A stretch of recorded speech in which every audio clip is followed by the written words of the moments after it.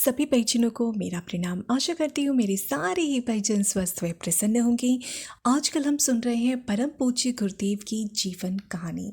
कोशिश की गई है कि थोड़ा सा आसान शब्दों में मैं आप तक पहुँचा पाऊँ। तक 3 वीडियोस इसमें बन चुकी हैं। पहली वीडियो में हम जानते हैं कि आखिर पंडित श्री राम शर्मा आचार्य जी हैं कौन। एक छोटा सा ओवरव्यू है कि उन्होंने जिस गायत्री परिवार को बनाया, जिस शांति कुंज हरिद्वार को बनाया, वो आखिर कैसा है और क्या कर रहा है। और दूसरी वीडियो में हम जानते हैं कि गुरुदेव की माताजी जब प्रेग्नेंट थी उस समय उन्हें किस किस तरह की अनुभूतियाँ होती थीं, कैसा वो महसूस करती थीं प्रेगनेंसी के टाइम में, ये बताया गया है। और तीसरी वीडियो में बताया गया है कि किस प्रकार परम पूज्य गुरुदेव का जन्म होता है और कैसे जन्म के बाद बहुत सारे साधु सन्यासी परम पूज्य गुरुदेव के आसपास आने लगते हैं और किस प्रकार से परम पूज्य गुरुदेव का होता है नामकरण। और गुरुदेव के जन्म के 2.5-3 साल बाद होती हैं 2 बहनें। और गुरुदेव की पहली बहन का नाम था किरण देवी और दूसरी बहन का नाम था रामा देवी। और गुरुदेव का जन्म होता है जब उनके पिताजी की आयु थी 55 साल की। तो ये सब कुछ चीज़ें हैं जो हमने सुनी है इससे पहले की वीडियो में। तो चलिए आज हम शुरुआत करते हैं अपनी चौथी वीडियो, जिसमें मैं बताने वाली हूँ परम पूज्य गुरुदेव के पिताजी के बारे में। तो चलिए शुरुआत करते हैं। परम पूज्य गुरुदेव के जो पिताजी थे उनका नाम था पंडित रूप किशोर शर्मा जी। और ये भागवत पुराण और जितनी भी कथा अनुष्ठान होते हैं, शास्त्रों की बहुत बड़े ज्ञाता थे और बहुत विद्वान थे। और इनकी जो कथा कहने की शैली थी, जो तरीका था इनका कथा कहने का, वो बहुत ही अच्छा था। उससे लोग बहुत ही ज़्यादा प्रभावित होते थे और दूर दूर तक लोगों में चर्चा का विषय थे पंडित रूप किशोर शर्मा जी। और गुरुदेव के पिताजी काफ़ी संपन्न परिवार के थे और 2000 बीघे ज़मीन इनके पास थी। और साथ ही साथ जो रईस लोग थे वो बहुत कथा करवाते थे इनसे, क्योंकि इनकी कथा शैली बहुत ही प्रभावकारी थी और बहुत ही ज़्यादा लोग इम्प्रेस हो जाते थे। जो राजे रजवाड़े होते हैं, श्रीमंत लोग होते हैं, बहुत पैसे वाले हाई कैटेगरी के लोग इनसे कथा करवाया करते थे।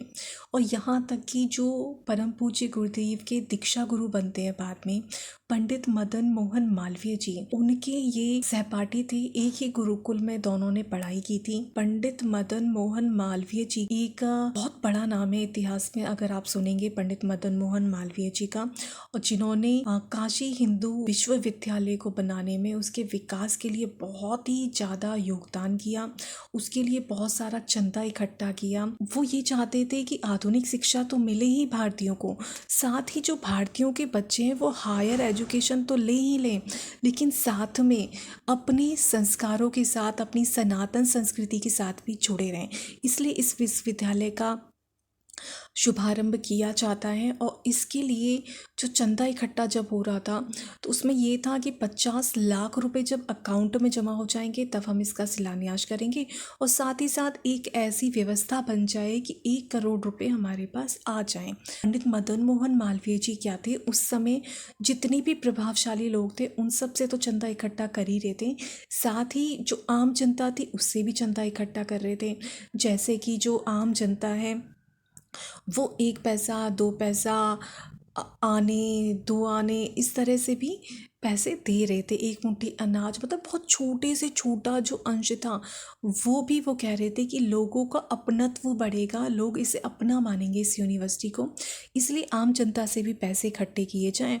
और साथ ही जिनके पास पैसा है, जो समर्थ हैं, जो पैसे वाले लोग हैं, उनसे भी इकट्ठे किए जाएं। तो जो विद्वान लोग थे, जो कथावाचक थे, जो भी मतलब अपने अपने क्षेत्र के जितने भी बड़े बड़े लोग थे, उनसे भी दान के लिए बोला गया कि ये यूनिवर्सिटी हम सभी भारतीय की है, पूरे भारतवर्ष से लोगों को इसमें सहयोग करना चाहिए। तो बहुत से राजा महाराजा रजवाड़े थे, साहूकार थे, उन लोगों ने भी दान किया। उन्होंने ये भी कहा था जितने भी कथावाचक हैं उनसे भी बोला जाए कि वो भी अपने प्रभाव क्षेत्र में लोगों को जागरूक करें और उनसे कहें कि वो भी काशी हिंदू विश्वविद्यालय के लिए दान करें। कहीं कहीं पे इसका नाम हिंदू बनारस यूनिवर्सिटी भी लिखा हुआ है और कहीं कहीं पे काशी हिंदू विश्वविद्यालय भी लिखा हुआ है।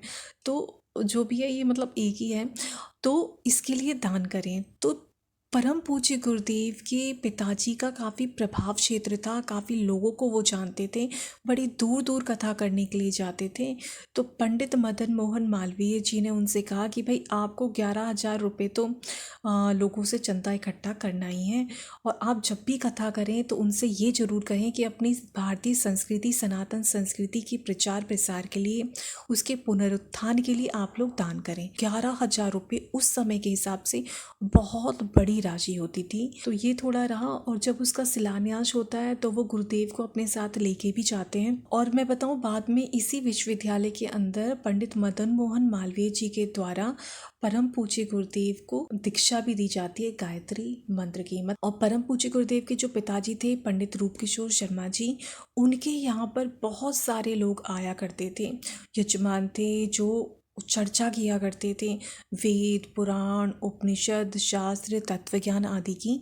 और परम पूज्य गुरुदेव की माता जी जैसे कई बार काम करती थी तो उन्हें अपने पिताजी के साथ बिठा देती थी जब वो 4-5 साल के हो गए। तो परम पूज्य गुरुदेव भी उन चर्चाओं को सुनते रहते थे। छोटा बालक तो क्या समझता होगा उन बातों को, पर ये है कि जो पूर्व जन्म के संस्कार हैं, उभरने का एक मौका तो मिलता ही है। पंडित रूपकिशोर शर्मा जो थे, इनका कथा कहने का बहुत अच्छा तरीका था और बहुत ही लोग प्रभावित होते थे। इतने ज़्यादा प्रभावित होते थे कि छोटे मोटे तो बहुत सारी जो बुराइयां थी, पंडित रूपकिशोर शर्मा जी की प्रवचन सुनने के बाद, उनकी उपदेश सुनने के बाद छोड़ दी थी, उनकी कथा वगैरह सुन के छोड़ दी थी। क्योंकि वो अपनी कथा में कहते थे कि कथा सिर्फ वाणी से नहीं बोली जाती, आप जो भी कह रहे हैं उसके पीछे आपकी आस्था का बल होना चाहिए। मतलब आप जो कह रहे हैं, आप खुद उस चीज़ में कितना विश्वास करते हैं, आप में खुद की आस्था कितनी है।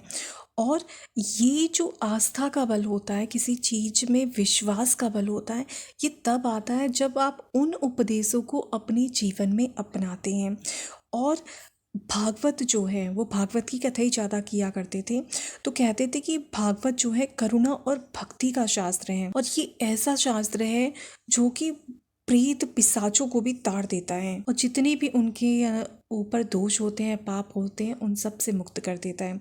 और कहते हैं कि जो भी कथा होती है, जब भी भागवत होती है तो धुंधकारी जो प्रेत है उसकी कथा अवश्य करी जाती है। उसमें महात्म्य बताया जाता है कि इस कथा को सुनने से क्या क्या लाभ होता है, किस तरह से इस कथा को सुनने वाले जन्म जन्म के जो बंधनों से मुक्त हो जाते हैं। तो परम पूज्य गुरुदेव के जो पिताजी थे, उनके संपर्क में आकर बहुत से लोगों ने अपनी बुराई छोड़ी। तो ऐसे थे हमारे परम पूज्य गुरुदेव के पिताजी, जिनके संपर्क में आने से बहुत से लोग अपनी बुराई छोड़ देते थे। और कल मैं आपको बताऊंगी कि कैसे एक भयानक डाकू धांधु वो अपनी लूटपाट छोड़ देता है परम पूज्य गुरुदेव के पिताजी पंडित रूपकिशोर शर्मा जी की भागवत की कथा सुनने के बाद। तो आज के लिए इतना ही। सभी को प्रणाम। जय गुरुदेव, जय श्री राम।